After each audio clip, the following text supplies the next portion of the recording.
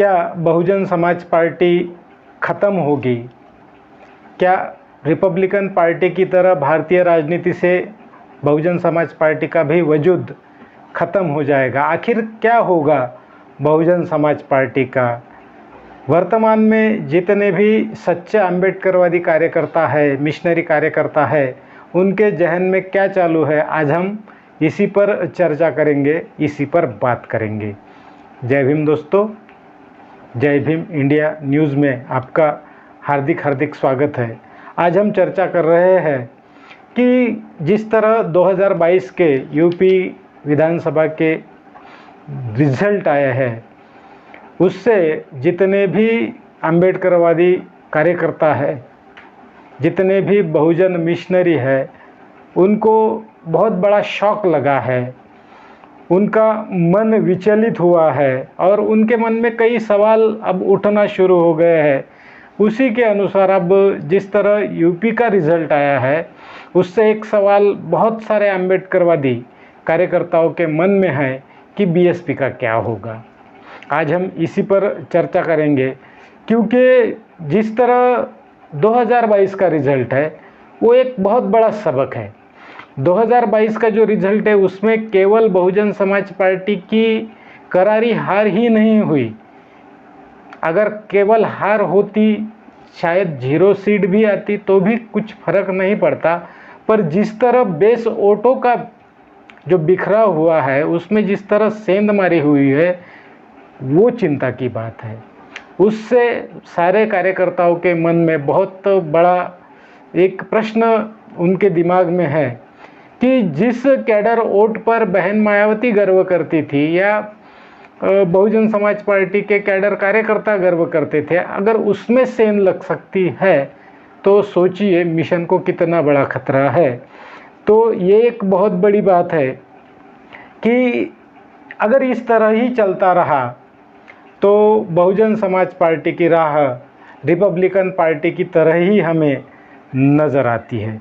क्योंकि जो चुनाव में करारी हार मिली है, जिस तरह बहुजन समाज पार्टी का चुनाव में जिस तरह जो हश्र हुआ है, उससे ऐसा अपेक्षित था कि बहन मायावती पार्टी में कुछ बुनियादी बदलाव करेगी, पर जो 27 तारीख को समीक्षा बैठक हुई उसमें कार्यकर्ताओं के मन मुताबिक अंशतः भी बदलाव नहीं हुआ है। बस यूँ ही थोड़ा इधर का उधर हुआ है, बाकी ऐसा कुछ भी नहीं हुआ है। मतलब कि वर्तमान में जिस तरह पार्टी चल रही है, उससे बहुजन समाज पार्टी का भविष्य निश्चित ही अंधकारमय नज़र आ रहा है। जिस उत्तर प्रदेश में पार्टी का मुख्य आधार रहा है, केवल मुख्य आधार ही नहीं तो उत्तर प्रदेश संपूर्ण भारत की जितने भी राज्य है, हर राज्य के बसपा के कार्यकर्ताओं के लिए प्रेरणा स्थान रहा है। क्योंकि जैसे ही यूपी में बीएसपी का रिजल्ट आता है तो उसका परिणाम बाकी राज्यों में भी नज़र आता है। वहाँ पर भी कार्यकर्ता बड़े जोर शोर से काम में लग जाता है, उसे प्रेरणा मिल जाती है।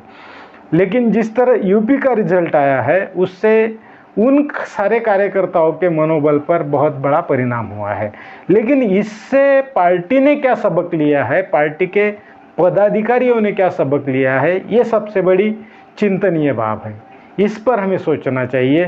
तो हमें ऐसा कुछ भी नज़र नहीं आ रहा कि जिससे पार्टी के पदाधिकारियों ने इस हार से कोई सबक लिया हो, और ना ही ऐसा नज़र आ रहा है कि खुद बहन मायावती ने इससे कुछ सबक लिया हो। हाँ, विचलित ज़रूर दिखी है, उनके मन में समस्याएं है, नाराज़ है, चेहरा उतर गया था, ये सारी बातें हैं। पर उसके बावजूद जिस तरह एक नया कुछ तो भी बनना चाहिए था, वो खुद बहन मायावती ने भी नहीं बनाया है। तो इससे यही मतलब ये दिखाई दे रहा है कि बहन मायावती ने इस मिशन के लिए बहुत काम किया है। बहन मायावती का जो इस मिशन के प्रति समर्पण है, उससे वो किसी से छुपा नहीं है। पर ये इतिहास हो गया है। अब केवल उस कमाई के आधार पर, उस ऐतिहासिक समर्पण के आधार पर अब राजनीति नहीं हो सकती।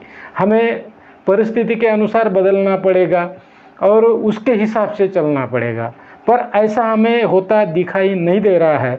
वर्तमान में जितने भी बड़े बड़े पदों पर बैठे हुए पदाधिकारी हैं वो हमें निष्क्रिय नज़र आते हैं, चाहे वो प्रदेश स्तर के पदाधिकारी हो या चाहे राष्ट्रीय लेवल के पदाधिकारी हो। हमारे जो 2 राष्ट्रीय पद है, एक राष्ट्रीय उपाध्यक्ष और एक नेशनल कोऑर्डिनेटर, मुझे अब तक इन पदों की उपयोगिता पार्टी के अंदर समझ में नहीं आई और इनका मिशन के प्रति अब तक इन्होंने क्या किया है ये मुझे अब तक समझ में नहीं आया है। तो इस तरह अगर चलेगा तो निश्चित आरपीआई से भी बड़ा बुरा हश्र बहुजन समाज पार्टी का हो सकता है, लेकिन बहुजन समाज पार्टी इससे सबक लेने की स्थिति में नहीं है। 27 तारीख को बहन मायावती ने पुराने जो कर्मठ कार्यकर्ता है जो किसी कारणवश पार्टी से निकाले गए या छोड़कर चले गए, उनको पार्टी में वापस आने के लिए हरी झंडी दी गई है। अब ऐसे लग रहा था कि जयप्रकाश सिंह जो कि पार्टी के उपाध्यक्ष थे और एक राहुल गांधी पर टीका टिप्पणी के कारण उनको पार्टी से निकाला गया था, उसके सिवाय उनके ऊपर कोई भी बड़ा आरोप नहीं है। तो वो उन्होंने 2022 के चुनाव में मिशन कांशीराम नाम के एक मिशन को चलाते हुए पूरे उत्तर प्रदेश में घूम घूम कर बीएसपी का प्रचार किया। दूसरी एक व्यक्ति है इंदु चौधरी, ये भी ज़मीन पर जाकर बहुजन समाज पार्टी का प्रचार प्रसार करती रही है। ऐसे लोगों को अभी तक पार्टी में वापस नहीं लिया गया है, जो कि पार्टी के बाहर रहकर भी काम कर रहे हैं। तो फिर जिन लोगों को लिया जा रहा है, जैसे कि गुड्डू जमाली की वापसी हो गई है, उसके बाद पूर्व एमएलसी तोमर की वापसी हो गई है, कहा जा रहा था कि नसीमुद्दीन सिद्दीकी की वापसी होगी पर उन्होंने इसको नकार दिया है। लेकिन जो लोग पार्टी में आने की कोशिश कर रहे हैं और पार्टी के बाहर रहकर भी पार्टी का काम कर रहे हैं, ऐसे लोगों को अभी तक पार्टी के अंदर नहीं लिया गया। ये बड़ी चिंता की बात है।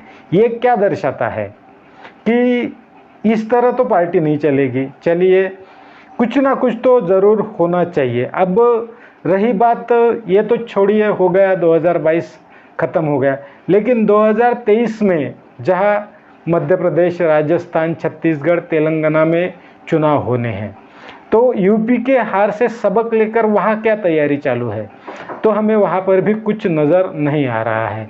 वहाँ पर भी सब ठंडाई में पड़ा है। सिर्फ तेलंगाना है ऐसा एक स्टेट है जहाँ पे आरएस प्रवीण कुमार से कुछ उम्मीदें जगी है।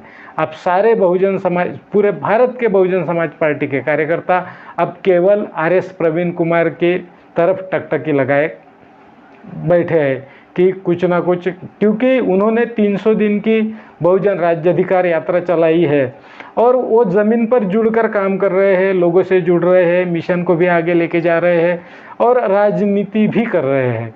तो उनसे सही मायने में पूरे भारत के कार्यकर्ताओं से पदाधिकारियों को सबक लेने की बहुत ज़रूरत है, पर ऐसा हमें होते दिखाई नहीं दे रहा है। अब देखना पड़ेगा कि 2023 के जो रिजल्ट आएंगे उसमें क्या होता है, वो निश्चित करेंगे। उसके बाद 2024 को लोकसभा का चुनाव है। अगर उसमें भी अगर बसपा कुछ नहीं करती है तो समझ लीजिए कि बसपा